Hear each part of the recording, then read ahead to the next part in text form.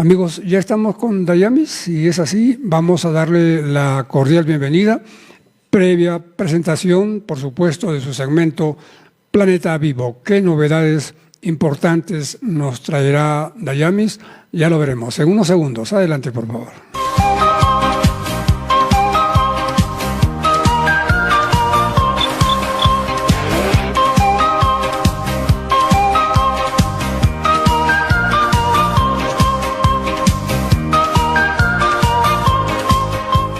Muy buenas tardes, don Cristóbal. Muy buenas tardes a todos los amigos de A Dialogar.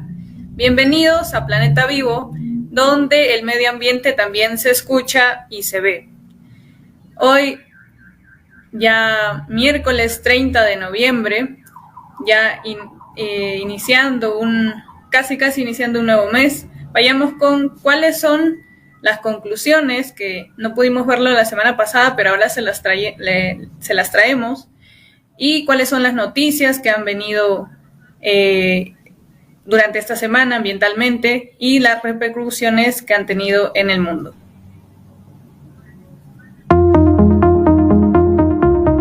We are watching.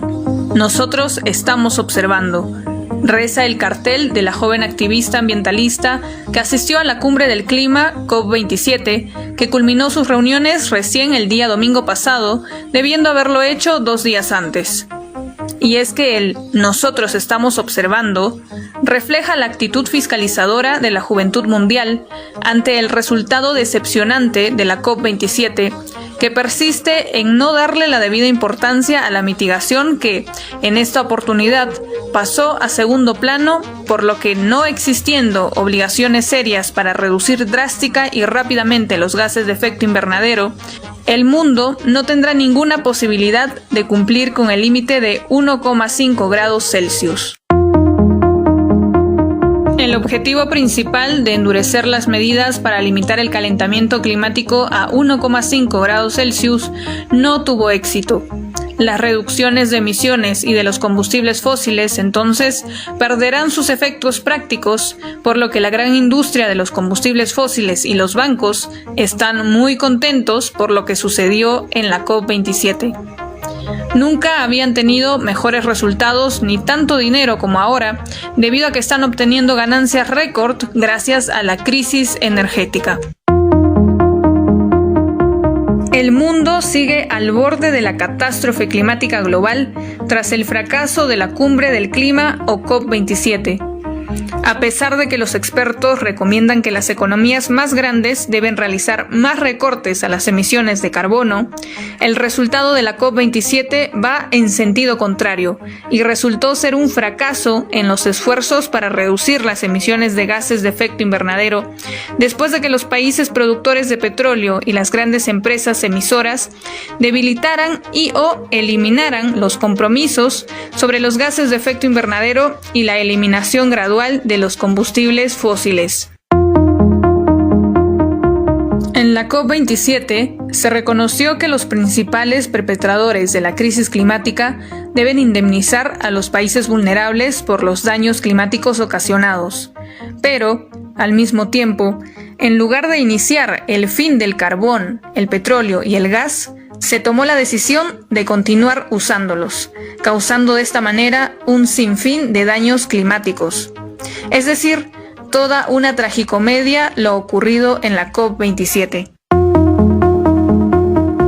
Con el fin de garantizar la protección y descontaminación del río Atrato en Chocó, los magistrados de la Corte Constitucional de Colombia lo declararon sujeto de derecho. La decisión sentó un precedente. Varios ríos y toda la Amazonía, que cubre el 42% del territorio colombiano, son ahora sujetos de derecho.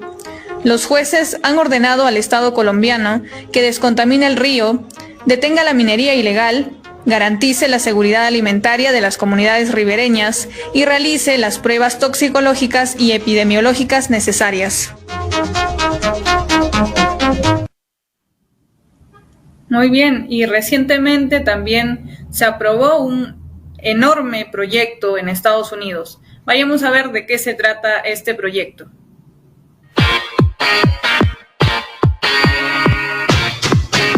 El gobierno de Estados Unidos ha aprobado silenciosamente un enorme proyecto de exportación de petróleo a pesar de sus discursos altisonantes referidos a la crisis climática.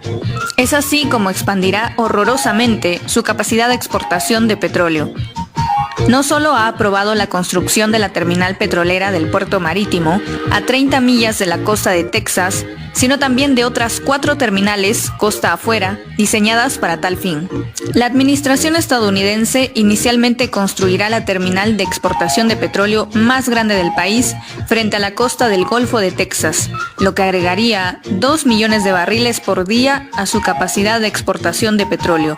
La aprobación del gigantesco proyecto se olió y sacramentó sin ningún anuncio público, un día después de que concluyera la conferencia climática anual COP27 en Egipto.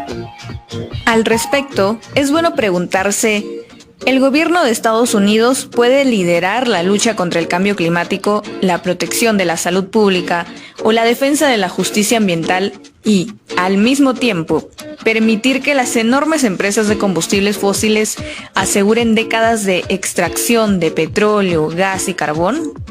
El presidente Biden ha renovado el liderazgo de Estados Unidos en la lucha contra el cambio climático, dijo la Casa Blanca antes de la conferencia climática COP27 en Egipto. El presidente está cumpliendo sus promesas desde el primer día, posicionando a los Estados Unidos para lograr nuestros ambiciosos objetivos climáticos, ha remarcado hipócritamente la administración estadounidense. La semana pasada estaban en Egipto diciéndole al mundo que ahora es el momento de la acción climática. Esta semana nos están encerrando en una monstruosidad que destruye el clima durante al menos una generación, dijo Jeffrey Jacoby, subdirector de la campaña para el medio ambiente de Texas. Entonces, como vemos, pese a los enormes discursos que dio el señor Biden en la conferencia de las Naciones Unidas en esta COP27, pues no se ve en la práctica. Y ahora Latinoamérica entre el gas natural y las energías renovables. Con la guerra en Ucrania escasea el gas natural no solamente en Europa, sino también en América Latina.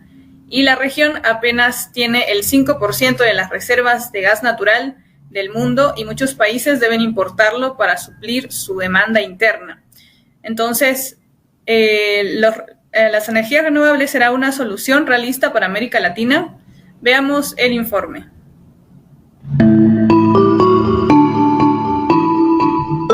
Todavía nadie sabe cómo funcionará el nuevo Fondo de Pérdidas y Daños ocasionados por el cambio climático que se ha aprobado en la Cumbre del Clima COP27. Por el momento, se informa que se conformará un comité de 24 miembros que deberán ser nominados el próximo mes de diciembre, pero recién tomarán decisiones para fines del próximo año. La aprobación del denominado Fondo de Pérdidas y Daños Ocasionados por el Cambio Climático fue el resultado de 2 semanas de intensas negociaciones en la COP27, en la que los estados más vulnerables, es decir, los países más pobres, ante los desastres provocados por la crisis climática, lograron convencer a los países ricos de que asuman la responsabilidad de costear los daños económicos que les ocasiona el calentamiento global. Pero la cuestión de quién debe pagar la factura lleva ocupando un espacio en la cooperación climática internacional desde que los países pobres, principales víctimas de las consecuencias del calentamiento al que apenas contribuyen, exigieron hace 3 décadas solidaridad por parte de los mayores emisores de gases de efecto invernadero. En la COP27, el solo hecho de que el tema fuera incluido en la agenda oficial fue un motivo de esperanza para los países insulares que vienen sufriendo las consecuencias de la elevación del nivel del mar. Al inicio de las negociaciones, la Unión Europea, Estados Unidos y Japón, entre otros países, eran contrarios a crear un fondo de pérdidas y daños ocasionados por el cambio climático a corto plazo. Ahora surge la pregunta, ¿quiénes serán los donantes y qué países serían los receptores? Es decir, ¿quiénes podrían supuestamente beneficiarse del apoyo económico y quiénes deben ser los obligados a contribuir?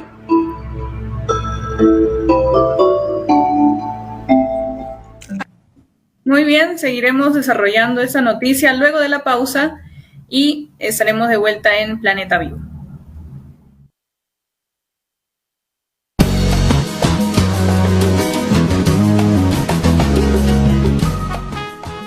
Muy bien, ya de regreso en Planeta Vivo. Como hemos visto en el video, dos de las grandes palabras de moda en la conferencia climática de la semana que pasó en Egipto probablemente hayan sido las de pérdidas y daños. Pero, ¿qué significa exactamente y por qué causan estas discusiones? Y es que las negociaciones se han centrado hasta ahora en la cuestión de cómo reducir los gases de efecto invernadero y cómo hacer frente a los impactos del cambio climático. En la COP27 podría dominar un tercer tema: si los países altamente industrializados que más contribuyeron a causar el problema deberían hacer pagos a los países que experimentan los impactos de forma directa. Los desastres como inundaciones, sequías, huracanes, deslizamientos e incendios forestales son cada vez más frecuentes e intensos como consecuencia del cambio climático, y los países más afectados llevan años pidiendo ayuda financiera para hacer frente a estas terribles consecuencias. Esto es lo que significan las palabras pérdidas y daños. El término cubre tanto las pérdidas económicas, como viviendas, tierras, granjas o negocios, como también las no económicas, que es la muerte de personas, sitios culturales o la biodiversidad, que es lo que se pide en este acuerdo que se ha tomado en la COP27. Y ahora, como les estaba anunciando anteriormente, ¿será posible que en América Latina se pueda implementar las energías renovables? ¿Será una solución viable acá en América Latina? Vayamos con el informe entonces. La guerra de Ucrania desata una batalla geopolítica por los recursos clave y también en América Latina. La crisis energética mundial y la escasez de gas en Europa ha provocado que varios países de la región decidan acelerar sus inversiones en el gas natural. Sin embargo, un reciente informe de la ONU llama a descartar esta opción a invertir en las energías renovables. ¿Es el gas natural realmente una buena apuesta para América Latina? ¿Son las energías limpias una solución realista? Te lo ponemos aquí en contexto. Últimamente estamos viendo titulares como estos. Países como México, Argentina, Brasil, El Salvador, Venezuela o Chile están actualmente acelerando las inversiones para aumentar la capacidad de producción o para poner en marcha nuevas plantas de gas ante el aumento del precio de este combustible fósil por la guerra en Ucrania. Sin embargo, la ONU ha advertido en un reciente informe que América Latina no debería dejarse seducir por esta tendencia mundial, ya que seguir invirtiendo en combustibles fósiles no mitigaría el cambio climático. Y eso que dentro de las energías convencionales es la que menos contamina. Veamos de dónde viene el cúmulo de emisiones y vemos que principalmente es del carbón mineral, ¿no? Luego del petróleo y luego de gas, es decir, de los combustibles fósiles, el gas natural es el que representa menos. La propia Unión Europea, pese a las críticas, ha clasificado la inversión en gas como energía verde. Pero según los cálculos de la ONU, apostar por las energías limpias como la eólica, la solar, las plantas geotérmicas y las centrales hidroeléctricas daría a la región más beneficios y más empleo. Desde el punto de vista económico, con el gas natural, América Latina y el Caribe lograrían un beneficio neto equivalente al 7% de su Producto Interno Bruto de 2019. Apostando por las energías renovables, el beneficio aumentaría a casi el 20% del PIB regional de ese mismo año. En cuanto al empleo, el gas natural lograría crear 35.000 nuevos puestos de trabajo hasta 2050. Con las renovables, en cambio, se generarían casi 3 millones de nuevos empleos, lo que compensaría los trabajos que se perdieran con el cierre de proyectos petroleros de carbón y gas natural. Y desde el punto de vista medioambiental, si América Latina prioriza el consumo del gas, solo habría una reducción del 20% de emisiones de efecto invernadero para 2050. Con las energías limpias, en cambio, la disminución sería del 75%. Según la ONU, los costes de las energías renovables se han reducido drásticamente en la última década y siguen bajando año tras año.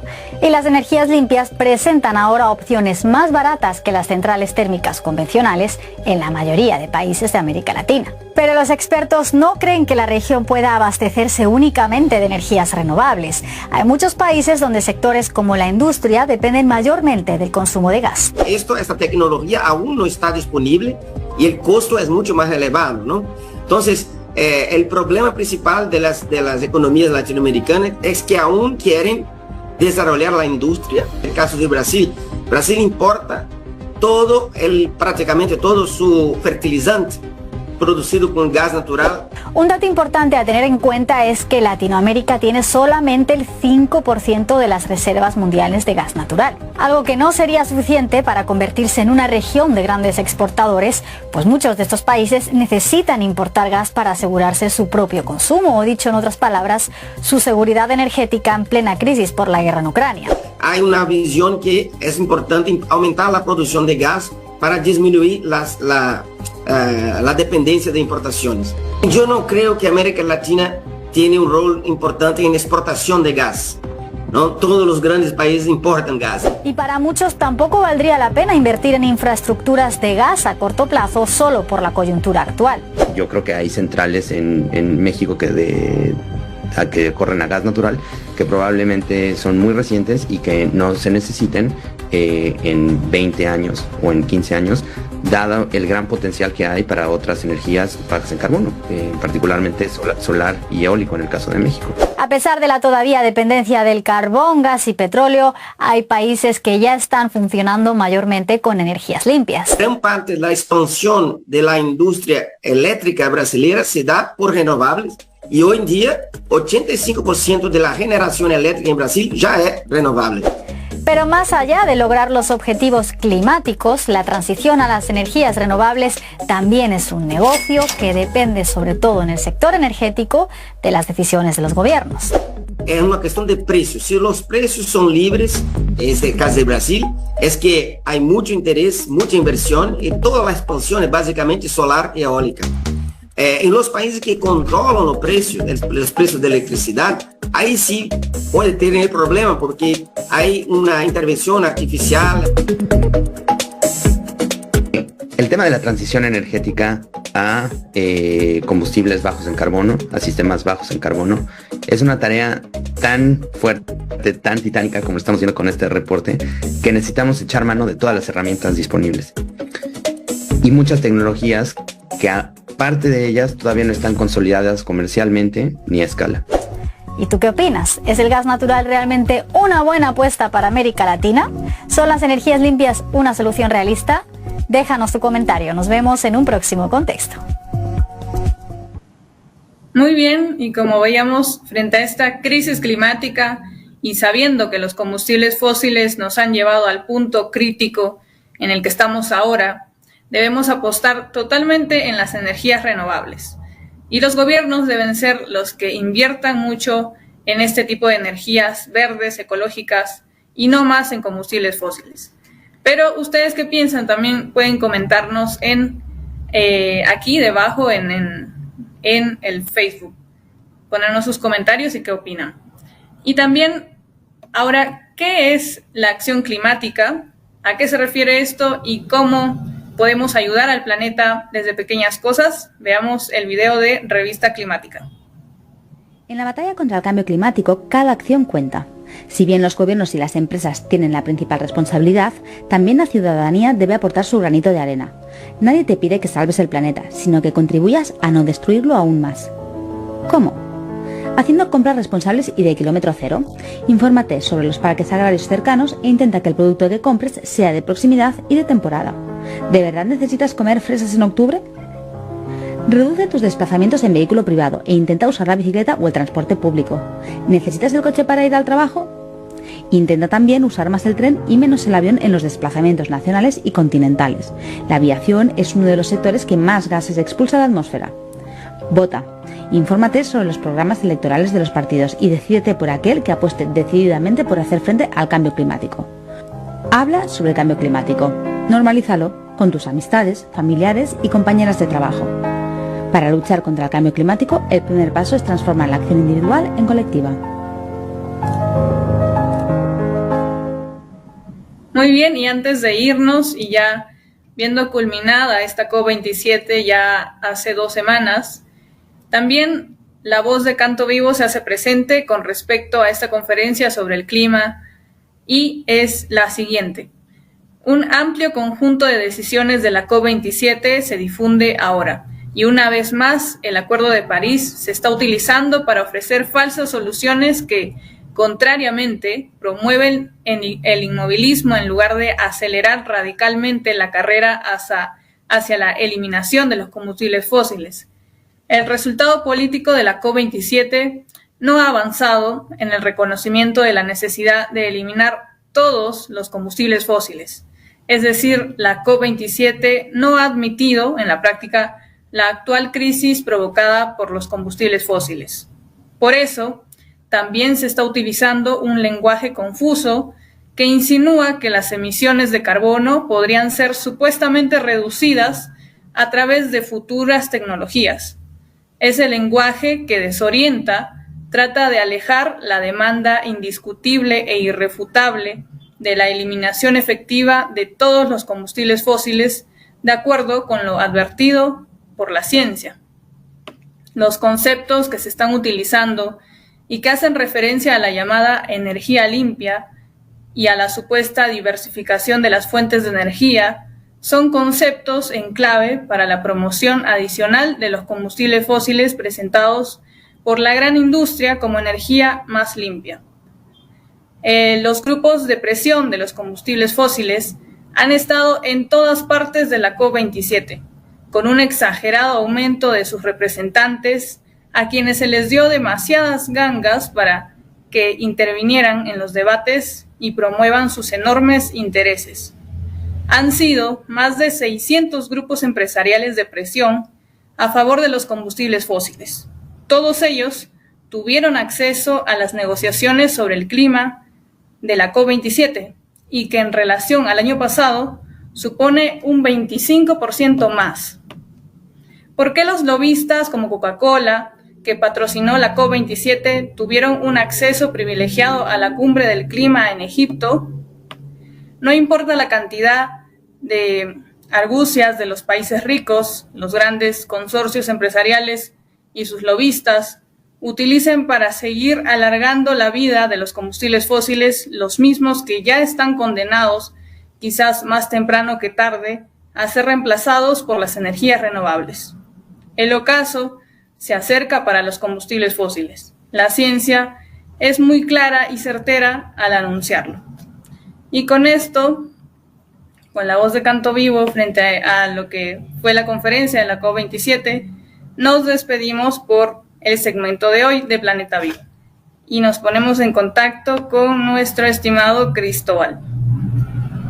Gracias, Dayamis, tremendo informe, nos quedamos todos ellos, por supuesto, importantísimos, pero esta información de la energía verde, con todas las ventajas que sin duda proveerá o está proveyendo al mundo, ese tipo de energías hay que ponerle el ojo, hablando así en idioma coloquial, las ventajas inclusive para favorecer el incremento del empleo luego de este problema de la pandemia. Nos parece importante y es un resumen en usando esa parte de la gran información que nos han dado. Sin duda debe quedar sellado y debe quedar claro en la población que optar por la energía limpia, la energía verde, es muy rentable para todos, incluyendo lo económico, ¿no? Sí, muy de acuerdo con usted, con lo que dice. En realidad las soluciones están, ya las tecnologías existen, es simplemente el hecho de invertir, del compromiso que tengan los gobiernos por hacerlo, porque ya existen, ya se pueden hacer, y la contraparte de los combustibles fósiles son las energías renovables, y son fuentes pues inagotables y que nos brinda la misma naturaleza, y es como siempre digo, la naturaleza tan sabia que ella misma nos puede dar las fuentes de energías tan importantes que tenemos, y también desde el aspecto económico también, ¿no? Porque siempre los gobiernos están acostumbrados a ponerle la mala fama a las energías renovables, diciendo de que no, que se van a perder muchos empleos, y como hemos visto, pues puede ser todo lo contrario. Es simplemente que todavía se siguen poniendo mucha énfasis en los intereses de algunos ciertos multinacionales y de los grandes países industrializados, pero tenemos que poner frente a todo eso, lo más importante es la vida del planeta, que nos incluye a nosotros también. Entonces poner eso muy en el ojo, como usted nos dice. Y eso ya en el ojo, ya que les gusta hablar de economía, pues es todo un despliegue, todo un folder de múltiples ventajas para todos. Todos ganamos, y si hay pérdida, pues eso no va a ser media en lo que sí, sobre todo a los que les encanta vender. Habrá clientes, habrá vida, y por lo tanto la venta está asegurada, y el consumo, por supuesto, esta vez un consumo más llevadero, y un consumo más empático, ¿no? Más con la realidad. Gracias otra vez, Dayamis. Esta vez la nota, tu presentación ha sido excelente. Me refiero al asunto técnico, no es a tu trabajo que nosotros encomiable, que valoramos de sobremanera, y esperamos que así sigamos las próximas semanas, porque cuando a veces hay problemas, como que nos desconchimpla, discúlpame el término. Así es, muchas gracias, y de todas maneras estaremos presentes el próximo miércoles con más noticias ambientales, reflexiones e informes también. Muchas gracias, Javier, señor don Cristóbal, y ya nos vemos el próximo miércoles. Gracias, buenas tardes. Saludos, buenas tardes, Dayami, muchas gracias. Saludos.